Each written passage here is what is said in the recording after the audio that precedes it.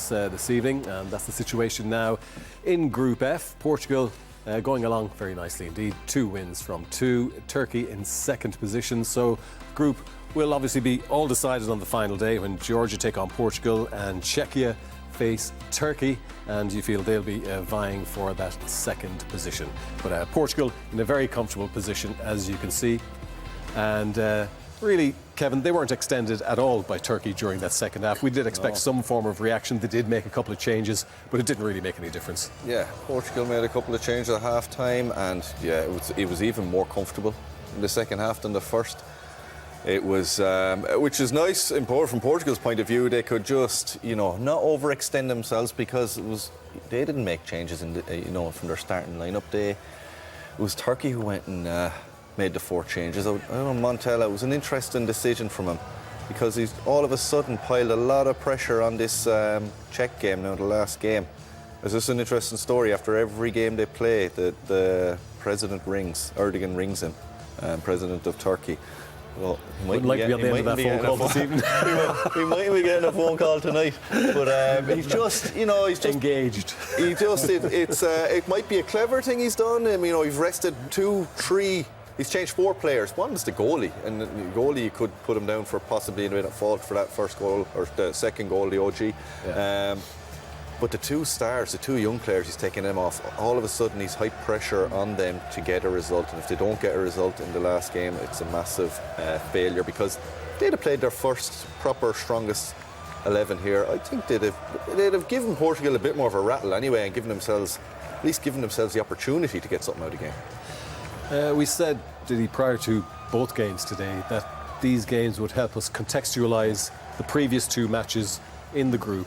And it has done that, because Czechia are probably a little bit better than we thought first time out. Yeah, it's obviously it reads different, the game, the Portugal game, because the physicality they've shown today, maybe the Portuguese performance wasn't as bad as it looked, because I think the Czechs are a very hard team to break down, and it took him a while. They didn't play well, but they found a way to beat them. But today was a statement. Against a good Turkish side that left 2, 3 players out. Why, we may find out after the game, or in the press conference, which was a very strange decision, really, because everything is at stake, and as the lad said, puts an awful lot of pressure onto the last game now. But the way they passed the ball, especially for the first 60 minutes, they got a bit sloppy after they went 3-0. It's just a team that you always feel they've got something left. They're never under pressure. They pick up great positions. Everybody's very comfortable on the ball. Created chances with ease in the first half. Could have had 1 or 2 more. Ronaldo squaring the ball, celebrate with all the team. I think there was a feel-good factor performance today. 3 goals scored. You're through to the next round. Everybody's happy. Ronaldo shows. I don't want to say finally, because I'm not saying he's never been a team player, but I think he showed a side to it today. Yes. We probably haven't seen. And he probably does it because he's not at the height of his strength no more. And I think he quite enjoyed it. Yeah. I think maybe he wakes up tonight and thinks, bloody hell, why did I enjoy setting up a goal? Because there was another one he could have taken. That's right. It was another one we expect him to have a shot, and he laid it off as well. And maybe he enjoys that side. He giving players a thumbs up, which I've never seen for 20 years. And he probably does it because he knows he's not the player he used to be, and he's got to keep everybody on side. And maybe he finds out a new side to himself he's not known before. And it's just brilliant to see it, because that's what team sport is all about. So it was a statement, and I think the Portuguese fans and people at home will be going to bed very happy tonight. Yeah, and a convincing victory will also be good for the manager, because we said it's a difficult task managing a squad with such a depth of talent, and who to pick, and trying to keep players happy who are on the bench. But he has used the squad well, changed the formation a bit. Do you think this is the direction that he'll continue to go now, Stephen, considering the success today? Yeah, definitely. I think the question marks in the first game, you're looking at going, why did he play the way he played, especially against a Czech team that didn't really offer much, and why didn't he change it in game? Started off with Polini sitting in front, and they basically just had a much more attacking outlook, which got players in and around Ronaldo, who we know he's not going to run away from people the same way he did before, but it gave him the option of all those passes, linking up play. Bernardo Silva then at half-time changes it. Leao was booked. midfielder. And Palhinha, yeah. So he brings on Neves and Neto. To be honest, we built Neto up beforehand. It wasn't great when he came on, but I expect big things from him throughout this competition. Jota didn't get on. You could have put him into the fray. So I think the manager has been able to get a lot of players on the pitch in the first 2 games. That keeps squad continuity, happiness within the place because you're getting to play in the tournament. And for him to manage the expectations of all those superstars is probably the most difficult thing. And I think he's shown growth from the first game to be able to go into this one. And yeah, it was a big performance from them. When he was appointed, did he? A certain number of people questioned his appointment, felt it was only a stopgap appointment. And criticised his time with Belgium because they felt he didn't make enough of the so-called golden generation, although he did reach a World Cup semi-final, which isn't bad. And he was a little bit unlucky in the last Euros. I mean, what do you think of Roberto Martinez overall as an international manager? And he'll have learned from working with a lot of star players at Belgium as well. Yeah, well, you've got to give him a chance. Yeah. You've got to give him a chance. And I met him a few times. I think was one of his strengths is just man management. That he speaks to players, he's got good relationship with the players, because he knows if the players don't go through a brick wall for you, it's very hard to be successful at any level. And you know, maybe he's played a part in what Ronaldo's done this afternoon. He might have said to him, he said, listen, I'll pick you, but you've got to play for the team, and you've got to accept that you don't play. And maybe he said to him, if you don't, you're not coming. We don't know that, but there's a possibility that this happened, that he told him what his role will be, and they can only do that together. So I think so far he's done a very good job. He wouldn't have been the first one who underperformed with Belgium. Yeah. You know, having said that, they reached a semi-final, as you said. So I think he's a very good manager. Obviously, did well in a few Premier League clubs in England. So I think he deserves to play, and you've got to give him a chance. And he manages pretty well. Coming back to Neto and all these star players, obviously Neto was very disappointed. Now, we talked about before, can you have too many good players? Yes, you probably can, but it's no good if they don't perform. No, exactly. So you rather have Neto come on today and set up 1 or 2 goals. And next week or in the last 16, you've got to make a decision who's going to play the wing. Because you want the players who come on to put pressure on the ones who play. Because once people know they play, the performance level might drop. So that's the only maybe critical thing you can say today, that some of the subs, especially Neto, didn't really do what they were meant to do. From him, especially when you see him, what we've seen before in the Premier League. And I know he's had a few injuries, but you expect him to take players on and create chances. But I think for Martinez, you're going to judge him at the end of this tournament, because if you go to have a squad like Belgium did, who are ranked #1 in the world, it's great to get to that stage, but what do you show for it? Semi-final, brilliant, amazing, but they didn't. I don't think they achieved the levels they could have achieved for the squad of players they had. And this Portugal side, you know, you're talking France, England, and Portugal when it comes to squad depth. Germany have thrown themselves in the hat, and Spain, because of their performances. But going into the tournament, they were 3 teams you're looking at going, they have players that can, a second 11 that could start and potentially go on to do well in this tournament. So you judge him at the end of this if they get far in this competition. Yeah, well, you can safely say that they're firmly among the favourites for the competition at the moment. Have been confirmed as group winners. So let's have a look at the goal. And you were saying, Kevin, we saw a slightly different side to Ronaldo than we've seen in recent years. I suppose you were talking about his more generous side, and the fact that he provided the assist for this one. I think we were all fairly surprised by this one. This is just Neves had come on off the bench, and he ends up playing a great ball through to Ronaldo, who'd made the run, which he's making all the time. He's not coming short looking for it. He's making this run in behind. And you think, we've been speaking about him wanting to get on the score sheet, but he does the right thing. He's well onside in the end. He does the right thing. It's a very good run. I said he's 39 years of age, and you're wondering, will he make this run? It's a channel run, and he hasn't been making this in the past, but in the last 2 games he's been making this run, and he does the right thing. It's a simple square ball, but you expect him, you know, it's 2 games now, he hasn't scored. It's a simple 1-1 to keeper. You don't expect him to play that pass, but it's the right one.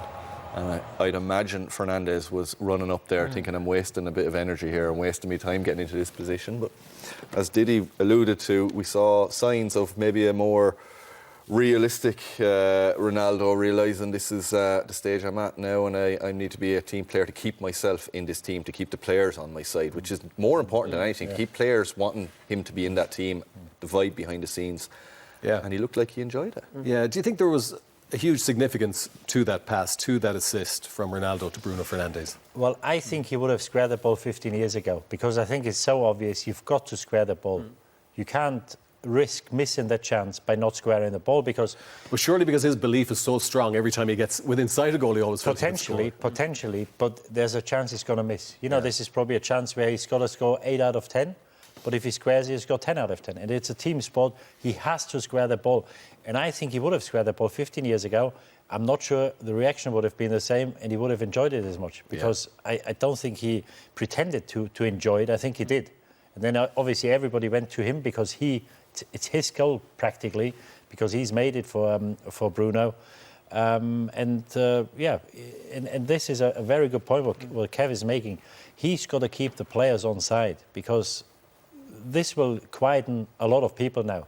He didn't score, but, you know, it's his goal. It's his goal. So maybe there was an ulterior motive there. Yeah, no, absolutely. But he's got to keep the players on side, because if he doesn't score, the longer he doesn't score, the more people will say, well, we've got decent players. Ramos, Joao Felix, Shota, maybe they should get a gig. But the players will say now, they speak to the press. He said, no, Ronnie's our man. You know, you've seen what he can offer. You know, was involved in a lot of chances, made that goal for Bruno.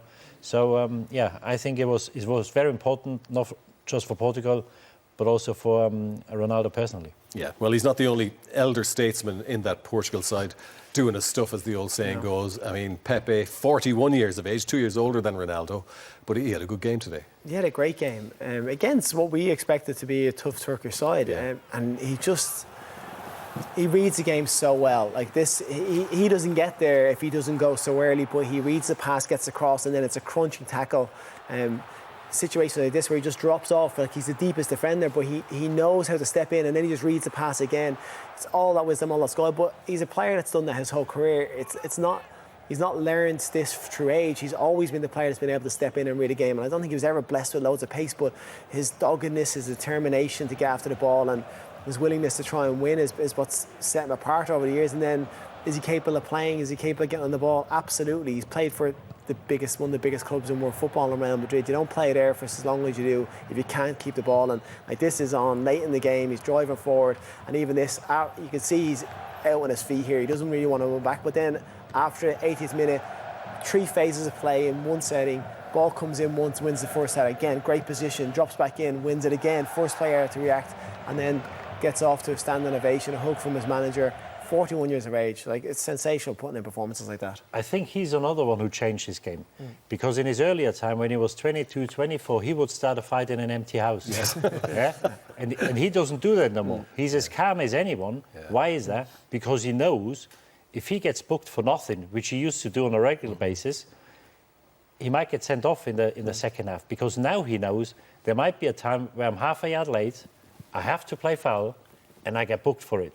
So I can't waste getting booked by being stupid and starting a fight for nothing. So I think he's another one who developed his game and shows a maturity in his game, which bodes well for the Portugal team. That's the thing we're talking about. You're talking about those older players, if they're still contributing, and both of them are still heavily contributing to this side, which warrants their place in the team.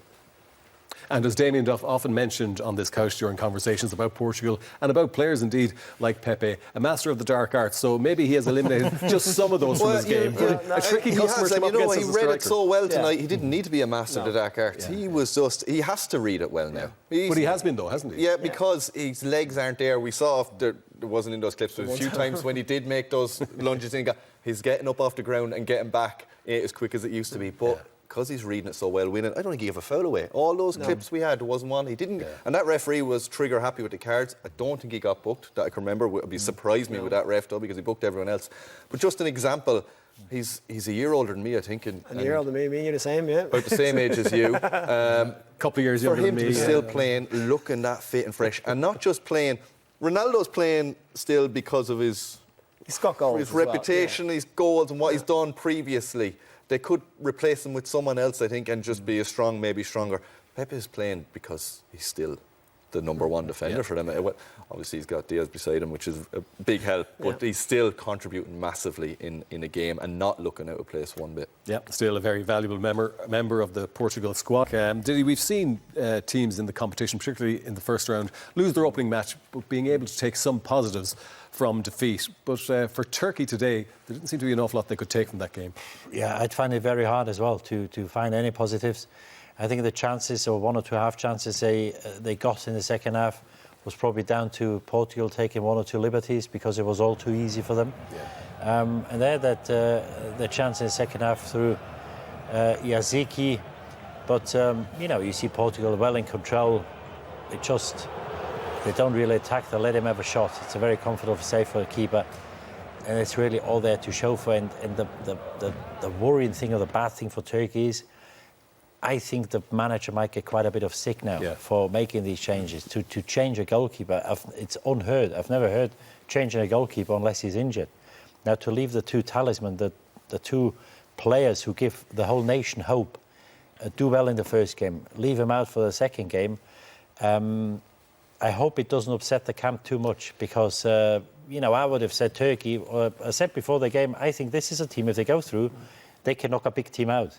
But now, there's a chance. It ruins their confidence. They won't even see a big team. You don't see the logic in it. You don't see the logic in why create situations like this where you're going against a Portugal team and then you put yourself in the last game because you don't know what's going to happen in the game beforehand. There was a lot of positivity about them. People were all of a sudden talking about dark horses. They've won that game, played well, brilliant goals. And that's just ripped out of them now. And listen, the manager might have played those four players and it might still got a beat, but there wouldn't be that pressure on them now going into the final game that this has just lumped onto the team. But as you said, everybody was raving after the first game, said it was one of the best games in the competition so far. And obviously now you lose 3-0. Now you go, well, who did he actually beat? You beat the lowest ranked team in the whole competition. So what does it, how much does it count when you beat Georgia? And there might be a chance because Portugal will rest players. Now I can't really see Georgia beating Portugal, but there's a chance now, if they lose to Czechia, they're going to finish bottom of the group. And after the first game, you thought, one more point, we get another point. They looked good for second place. We go through, second or even a third place team, but now it's not guaranteed you go to the next round. And obviously, it's all about confidence, it's about mood. Well, the Germans got now, the whole country is buzzing because they played well, everybody's happy, they can't wait for the next game. It'll be the opposite now in the Turkey camp. Czechia are not going to look at that performance and fear them going to the last game. They're going to think, we have a chance here to go get something. Yeah, I mean, you've all played international football and been to major championships. And I don't know whether any of you have found yourselves in a situation where the team has put in a good performance and next thing, the team has been changed to that extent. Because surely, while it gives a few more players a run out at the major championship, surely it would upset the apple cart when you've got a bit of momentum going. No, you see all the teams doing it maybe in the third game there. Portugal to do it because of 6 points and it all makes sense and it's perfectly fine. But when it's their second game, players' confidence, rhythm, momentum. You've won, Didi said, they've won that first game. Everyone's behind them. It was like a home game with the crowd they have as well. Massive atmosphere, all in favour of them. And all of a sudden, they lose. A fairly nothing performance, wasn't it? It was just, run of the mill for Portugal. And that gets sucked out and all of a sudden there's question marks on the manager from being up there to, why did he do that? What's he doing? He's made a mistake here. As I said, the president of the country rings the manager every week. It's like that's the sort of pressure that's on him. And he's made it what looks like an obvious mistake. Curse those 4 players he's rested come out in the next game and fly around the place, play a stormer to win the game. All of a sudden, he's a hero again. But I think it's a mistake. Yeah, they seem to have a nice balance and a nice blend in that first match, youth and experience, and the youth really performed well for him. But it looks to have been a mistake on the part of the manager. But let's look back at the first half, Kevin, and the 2 goals. First of all, the one that Portugal actually scored, and then the rather calamitous OG. Yeah, no, this was all Portugal's good work. They've been on top. They'd started really well. You were wondering when their goals were going to come. There's a good ball in from Mendes, kicks a little touch and falls very nicely. Listen, low and hard across the goal, anything can happen. It's very, very hard to defend, if we've seen it in the tournament numerous times already. And Silva, it's a good finish. He doesn't just smash it in, he places it in the corner. This is the one. A nothing goal. Listen, it's the defender is Akadin. I blame him. He doesn't look up. He thinks Ronaldo has stopped to give out that the ball hasn't come to him, right? So I think he thinks Ronaldo's behind him, so he has to play it back. He doesn't have the time he has. as well in. You'll see in a clip in a minute maybe he's putting his hands up to his ears and roaring at the keeper for not shouting. But it's a stadium full to the rafters in a European Championship game where their own fans are making a racket. You don't hear everything that's shouted. You can't play a blind pass back to your goalie. Every defender knows that. You look up. Listen, it's a mistake. He came off afterwards. He was limping. He was holding his ribs. He was doing everything. He's had a bad day. But listen, as hard as it was going to be for him, made things an awful lot worse. Yeah, and I love the fact that Cristiano Ronaldo celebrated that goal with such gusto. No sympathy whatsoever for the defender, despite the awful mistake that he made in front of a huge crowd there and indeed a global audience. But that's the way Ronaldo is. We couldn't finish our analysis without doing something on Cristiano Ronaldo, did he? What about his overall contribution today? Yeah, I was involved. I think sometimes what stood in his way was that he tried too hard to score. And there's this one. Kevin mentioned at half-time. I don't think he's got the pace to go to the near post. So everything he tries to go to the back post, because obviously it's easier here again. It's a bad touch. I think he's got to do better there. But he was involved. One or two chances where probably has to do better. This is just a bit too high. And then I think sometimes his timing was a bit off. But I think that's a case when here's a thumbs up, which we haven't seen an awful lot in the last 20 years. Here he goes out on the wing, and this is what he can do. Comes back, and look at this for a skill now. Now, there's not many people in world football who can do this. It's just brilliant. 2 step overs, and the defender's on his backside, puts a cross in. Absolutely fantastic. And here, this is the goal. He's obviously not happy not getting the ball, but once it's in the back of the net, he's happy. This ball is actually not played for him. I think it's for Leao, but he thought, no, I'll cut this out. And he has a shot. And this is probably his best chance. He's just a bit ahead of the ball, and I think his timing was a bit off. Yeah, this is the one where you think, how many times have we seen a ball stood up and Cristiano Ronaldo get up over a player, and he's just timed it a little bit wrong. But I think his overall contribution was there. You can't deny the threat he does pose in the forward areas. And with the way Portugal are playing, again, the change of system, those advanced players in the forward areas, he's going to get more opportunities in games, and more than often than not, he will take them. And then to see him to create a chance like that for Fernandes, whereas I don't think anybody watching that game would have said he's going to square that ball. There's no chance. And you would have put your money on him scoring it as well. Yeah. So, like I said, to get that contribution to the team, to show that you're in cohesion with the rest of the squad and you feel like he's not going to win this tournament on his own, whereas in the past there was potential that he could win it for them because of how good he was. Now he knows he needs the rest of everybody around him, and that's an important role he's played. Yeah, isn't it extraordinary, Kevin, when you look at the immense amount of talent in that Portuguese squad? Cristiano Ronaldo, even for the media, along with the team, he's still the focal point, so it's still hugely important. Players are looking for him all the time when they have the ball. I thought when they had the ball today, his movement was the best I've seen in a long time. He was making runs that, you know, you want your number 9 to make, that a proper number 9 will make, in the channel, dragging defenders out away. The problem, I suppose, for Portugal is when they don't have the ball, they are down to 10 men without him. And that's fine against Turkey. It's fine in these smaller group games. I suppose when they get to a 16, depends who they play, to get to a quarter-final, can they get away defensively without the ball, without him contributing in any way, shape or form, and hope? And I think the players will. I think they realise it and they know it, and they do that work because of who he is. And then when they do get the ball, he is contributing. So it's whether they're able to keep that shape, be solid enough without him, which every team now, as I said before, every team, every forward, they are back, they are working hard, they are contributing defensively as much as they are attacking-wise, and he won't be. Okay, well, it rolls on for Cristiano Ronaldo, and Portugal still very much among the favourites for Euro 2024 now.